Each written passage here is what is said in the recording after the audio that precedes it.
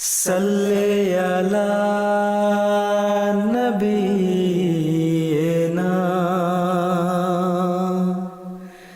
صلی علی محمد.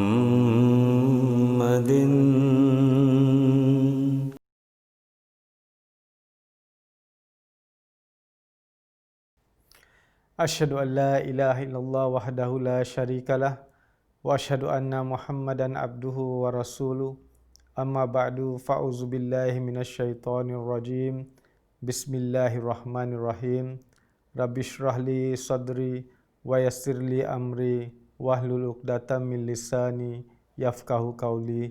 میرے پیارے بھائیوں اور بہنوں، السلام علیکم ورحمۃ اللہ وبرکاتہ.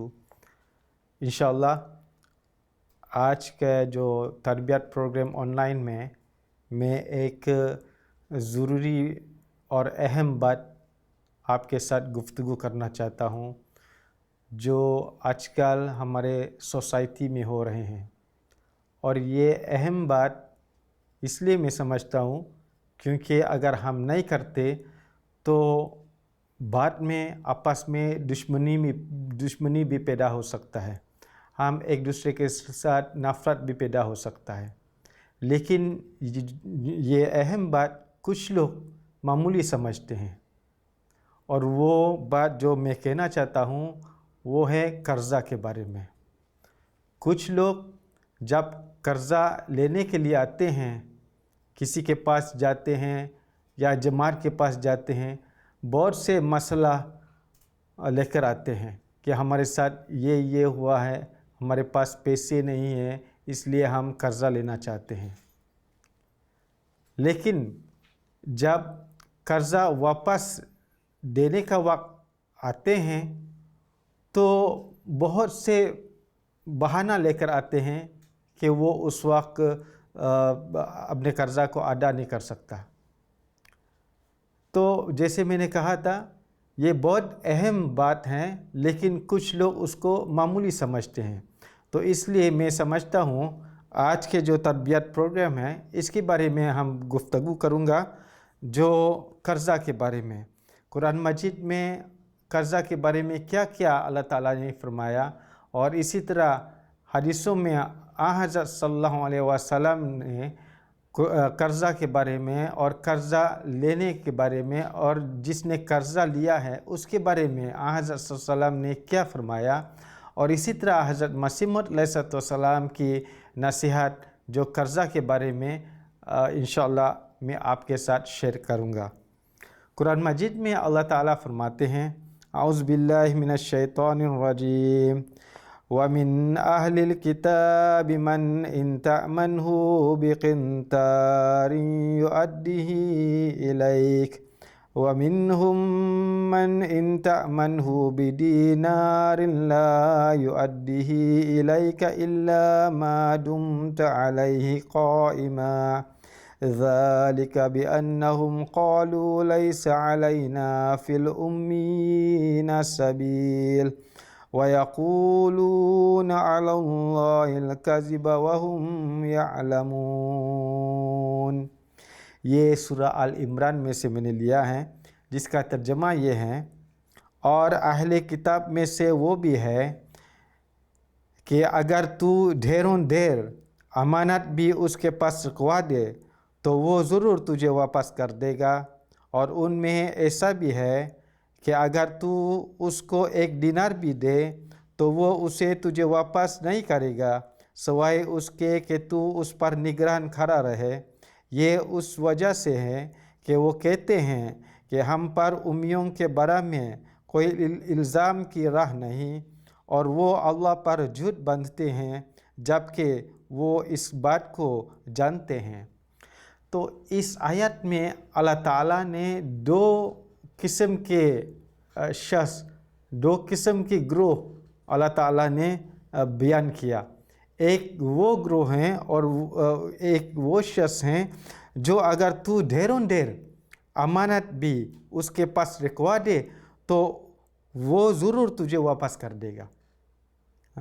جب یہ قرضہ ایک امانت جیسے ہیں، جب امانت کسی کو دیا جب رکھوا دے ان کے پاس، اور جب واپس دینے کا وقت آیا وہ ضرور واپس کر دیں گے۔ لیکن ایک اور قسم کے لوگ یا ایک اور قسم کے شخص اس آیت میں فرمایا، اور ان میں ایسا بھی ہے کہ اگر تو اس کو 1 دینار بھی دے تو وہ اسے تجھے واپس نہیں کرے گا سوائے اس کے کہ تو اس پر نگران کرا رہے۔ تو یہ 2 قسم کے لوگ جو اللہ تعالیٰ نے اس آیت میں فرمایا، تو ہم کوشش کرنا چاہیے اس شخص یا اس لوگ کی طرف بن جائیں جو جتنا بھی امانت ہمارے پاس رکھے، جتنا بھی ہم قرضہ لیتے ہیں لوگوں سے، تو جب واپس دینے کا وقت آتے ہیں تو ہم اس کو واپس کر دیتے۔ کوئی بہانہ تلاش نہیں کرنا چاہیے، کیونکہ اللہ تعالیٰ نے یہ نصیحت دیا، یہ مثال دیا۔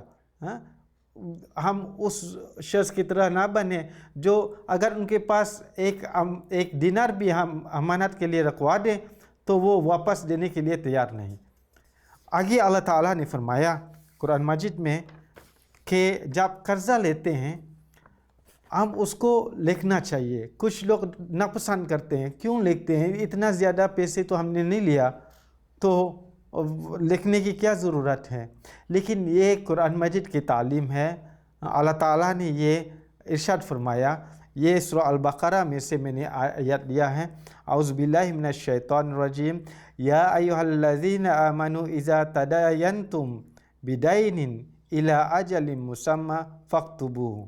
اس کا ترجمہ یہ ہے کہ اے وہ لوگوں جو ایمان لائے ہو، جب تم ایک معین مدت تک کے لیے قرض کا لین دین کرو تو اسے لکھ لیا کرو۔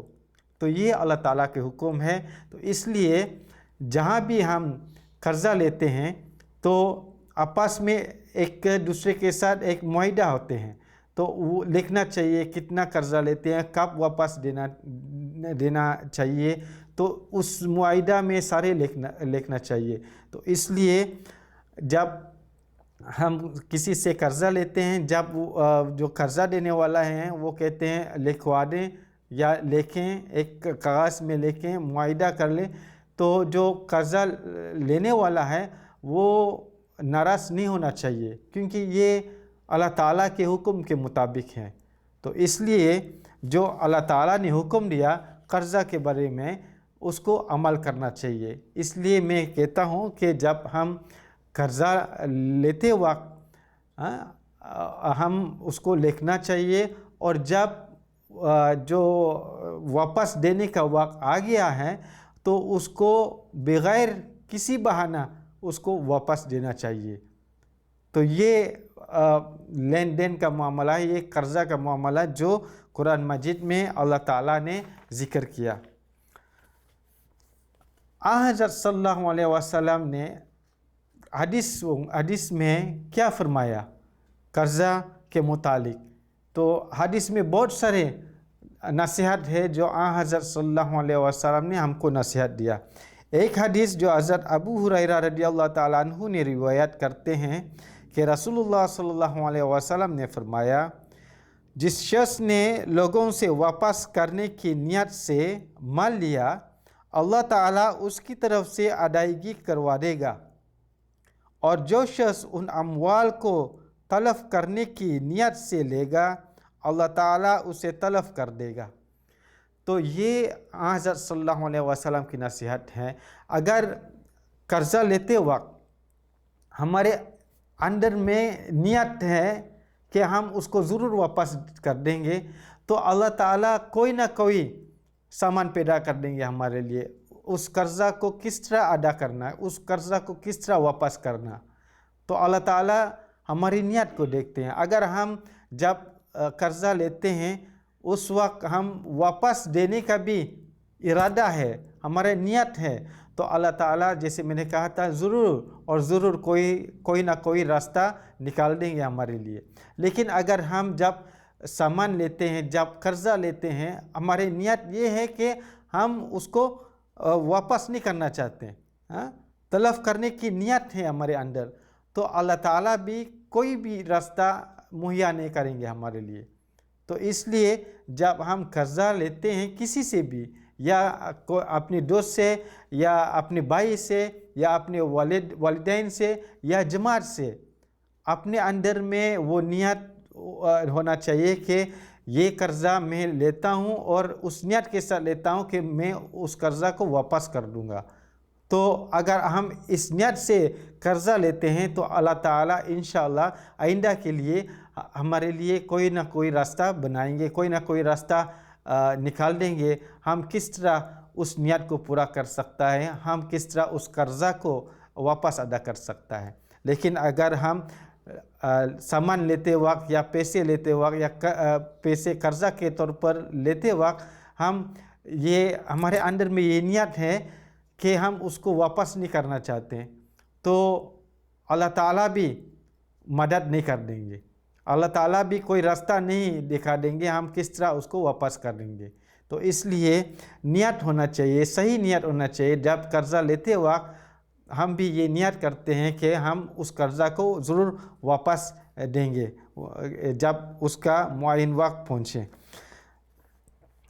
اس کے علاوہ حضرت صلی اللہ علیہ وسلم نے دوسری حدیث میں فرمایا، اور حضرت صلی اللہ علیہ وسلم نے یہ اللہ تعالیٰ سے دعا کرتے ہیں کہ قرضہ سے بچائیں، کیونکہ جب کوئی آدمی قرضہ لیتے ہیں تو جیسے میں نے کہا تھا جب واپس دینے کا وقت آ گئے تو کوئی نہ کوئی بہانہ لے کر آتے ہیں، کوئی نہ کوئی جھوٹ بولنا شروع کر دیتے ہیں کہ حالانکہ وہ نہیں کرنا چاہیے اسی طرح۔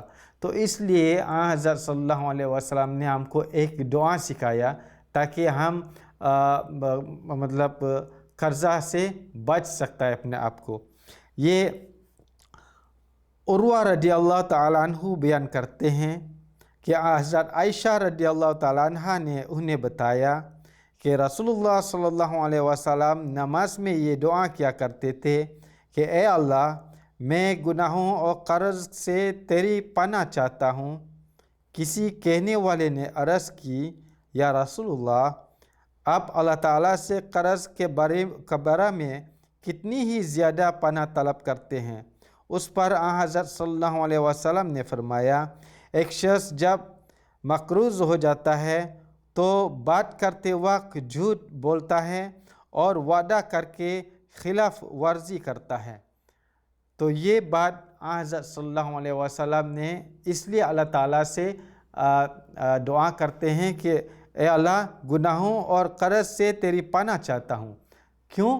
کیونکہ حضرت صلی اللہ علیہ وسلم آگے فرماتے ہیں جب مقروض ہو جاتا ہے، جب کوئی قرض لیتے ہیں تو باتوں میں جب کرتے وقت جھوٹ بولتے ہیں اور وعدہ کر کے خلاف ورزی کرتا ہے۔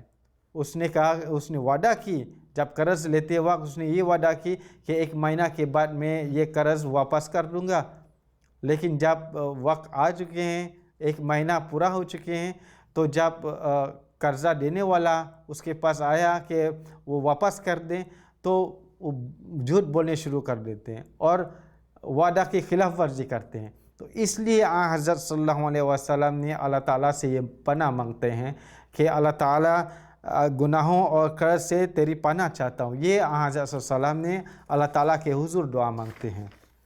تو اس لیے ہم بھی اللہ تعالیٰ کے حضور میں دعا کرنا چاہیے کہ اللہ تعالیٰ ہم سب کو قرضہ سے بچائے، تاکہ ہم جب قرضہ لیتے ہیں، جیسے حدیث میں فرمایا کہ جب مقروض ہو تو باتوں میں وہ جھوٹ بولنے شروع کر دیتے ہیں اور خلاف ورزی کرتے ہیں وعدہ کی۔ تو اس لیے ہم اللہ تعالیٰ سے یہ دعا کرنا چاہیے، اللہ تعالیٰ ہم سب کو گناہوں اور قرض سے پناہ چاہتا ہے۔ آگے رسول اللہ صلی اللہ علیہ وسلم نے ارشاد فرمایا، اللہ تعالیٰ شہید کے تمام گناہوں کو معاف کر دیتا ہے مگر کسی کا قرضہ معاف نہیں کرتا۔ تو یہ بھی ایک بہت ضروری بات ہے جو حضرت صلی اللہ علیہ وسلم نے ہم کو بتایا کہ تمام گناہ جو شہید اللہ تعالیٰ کے راہ میں شہید ہو، ان کے تمام گناہ اللہ تعالیٰ معاف کر دیتا ہے سوائے قرض کی. اگر اس کے پاس قرض ہو, یہ قرض جب تک ادا نہیں کیا جائے تو اس وقت تک معاف نہیں کیا جائے گا. تو اس لیے یہ قرض کے بارے میں جیسے میں نے کہا تھا یہ بہت اہم بات ہے, لیکن کچھ لوگ معمولی سمجھتے ہیں.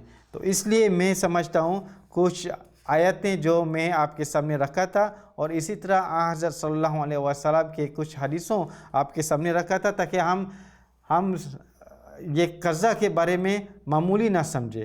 قرضہ کے بارے میں بہت اہم بات جو حضرت صلی اللہ علیہ وسلم نے فرمایا, یہاں تک کہ جو شہید ہے اس کے سارے گناہ معاف کر دیتے ہیں اللہ تعالیٰ نے, سوائے اس کے قرضہ کی. جب تک اسے قرضہ ہو تو اس وقت تک اس کے یہ جب تک قرضہ ادا نہیں کیا جائے اس وقت تک ان کا معاف نہیں کیا جائے گا. آگے حضرت ابو ہریرہ رضی اللہ تعالیٰ عنہ سے روایت ہے, آپ نے روایت کی کہ نبی کریم صلی اللہ علیہ وسلم نے ارشاد فرمایا, مومن کی روح اس کے قرضہ کی وجہ سے معلق رہتی ہے,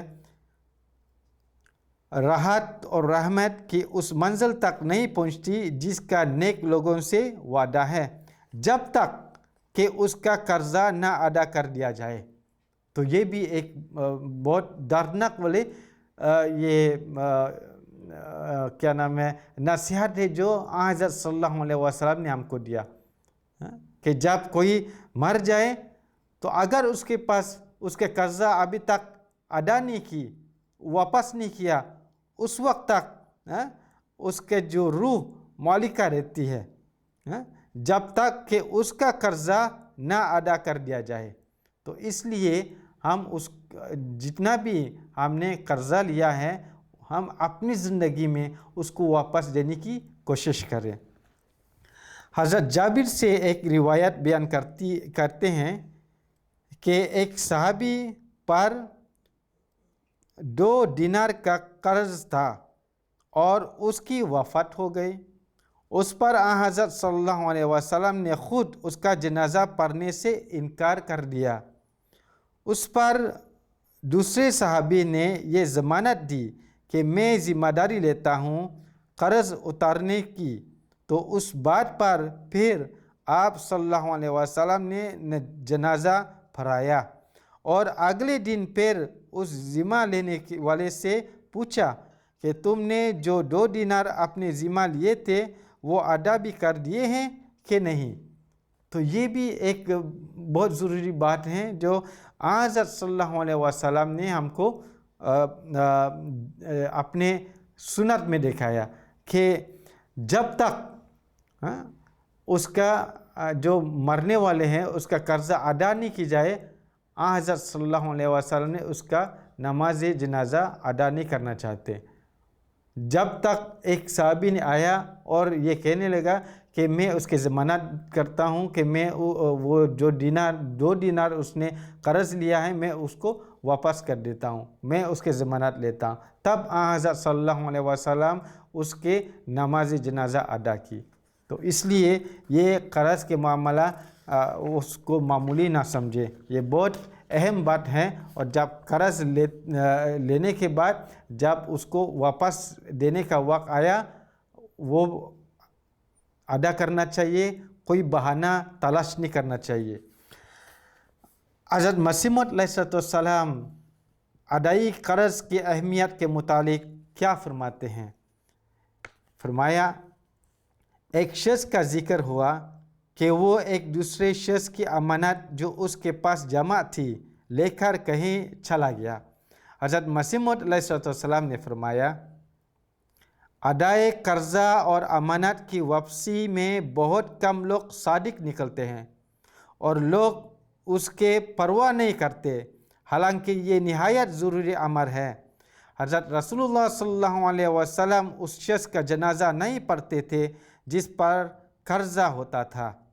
بعض دفعہ ایسا بھی ہوا کہ قرضہ تھا کسی پر, مگر کسی اور صحابی نے اس وقت اس کا قرضہ ادا کر دیا, پھر اس کی نماز جنازہ پڑھی, لیکن اس کے بغیر کوئی مرتا تھا جس کا کوئی قرضہ ادا کرنے والا نہ ہوتا, اور نہ اس کے ترکہ میں یہ استطاعت تھی کہ وہ پورا قرضہ اتار سکے, تو رسول اللہ صلی اللہ علیہ وسلم اس کا جنازہ نہیں پڑھتے تھے۔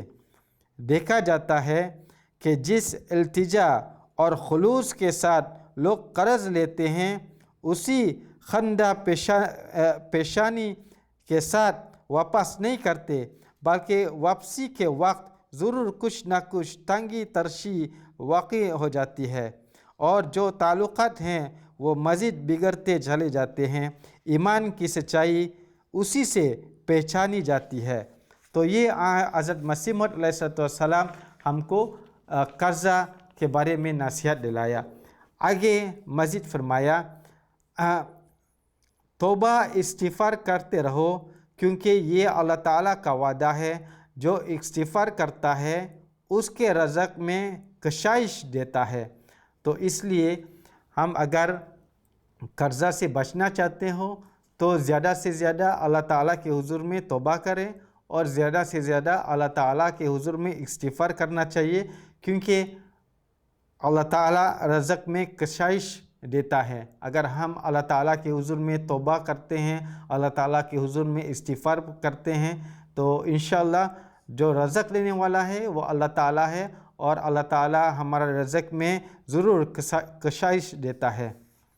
آگے حضرت مسیح موعود علیہ السلام فرماتے ہیں، مجھے افسوس سے کہنا پڑتا ہے کہ بعض لوگ ان امور کی پرواہ نہیں کرتے، اور ہماری جماعت میں بھی ایسے لوگ ہیں جو بہت کم توجہ کرتے ہیں اپنے قرضوں کے ادا کرنے میں۔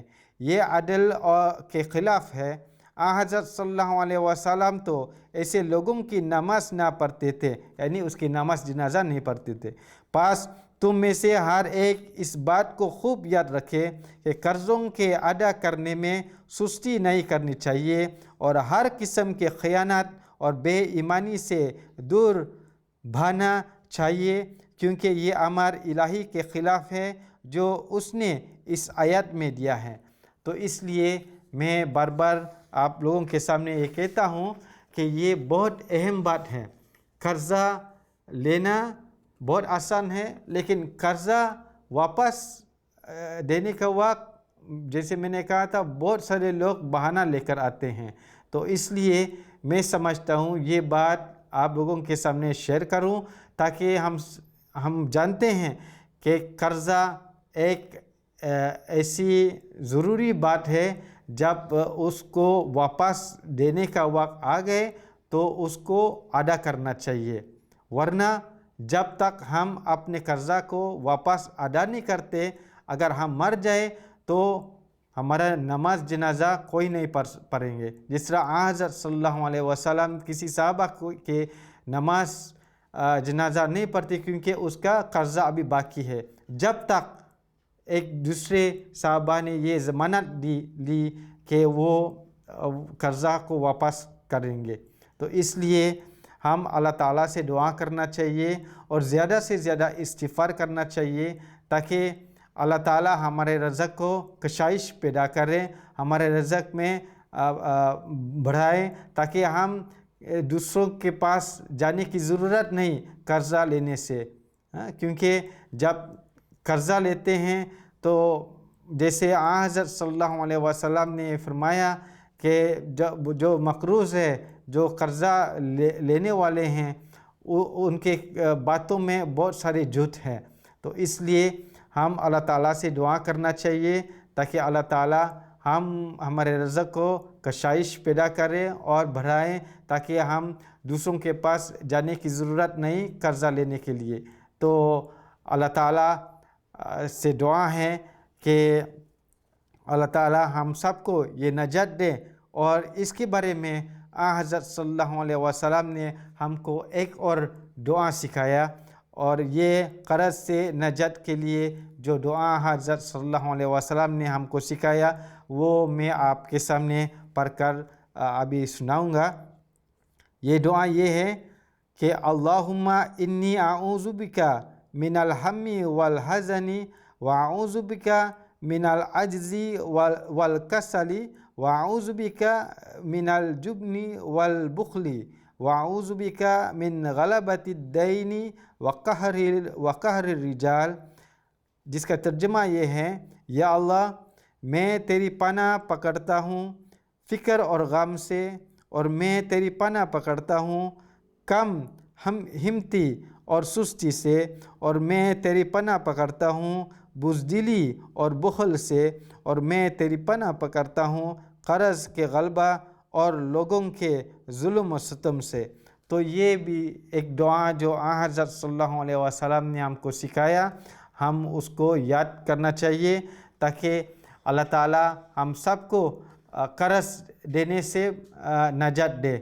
ہم دوسروں کے پاس قرض لینے کے لیے جانے کے لیے ضرورت نہیں، ہم دعا کرنا چاہیے اور ہماری زندگی میں کوشش کرنا چاہیے تاکہ ہم اس شخص کی طرح بن جائیں۔ اگر ہم قرض لینے کی مجبور بھی ہو تو جب واپس دینے کا وقت آ گئے تو ہم بغیر کسی بہانہ لے کر آتے ہیں، بغیر کسی بہانہ ہم اس قرضہ کو واپس دے دیتے ہیں۔ تو یہ ہم کرنا چاہیے، یہ نہیں کہ جب قرض لیتے ہیں بہت سارے مسئلہ، بہت سارے مسئلہ لے کر آتے ہیں، اور جب قرض واپس دینے کا وقت بہت سارے بہانہ لے کر آتے ہیں۔ ہم اس طرح نہیں کرنا چاہیے۔ اللہ تعالی ہم سب کو اس پر عمل کرنے کی توفیق عطا فرمائیں، اور ہم سب کو یہ نجات دے کہ ہم قرضہ سے، اللہ تعالی ہم سب کو قرضہ سے بچائے تاکہ ہماری زندگی میں ہم آسانی سے بسر کر سکتا ہے اور خوشی کے ساتھ بسر کر سکتا رہے۔ اللہ تعالی ہم سب کو اس پر عمل کرنے کی توفیق عطا فرمائے۔ آمین اللہم آمین۔ اللہم صلی علی محمد وعلی آل محمد کما صلیت علی ابراہیم وعلی آل ابراہیم انک حمید مجید۔ اللہم بارک علی محمد وعلی آل محمد کما بارکت علی ابراہیم وعلی آل ابراہیم انک حمید مجید۔ السلام علیکم ورحمۃ اللہ وبرکاتہ۔ صلی علی نبینا صلی علی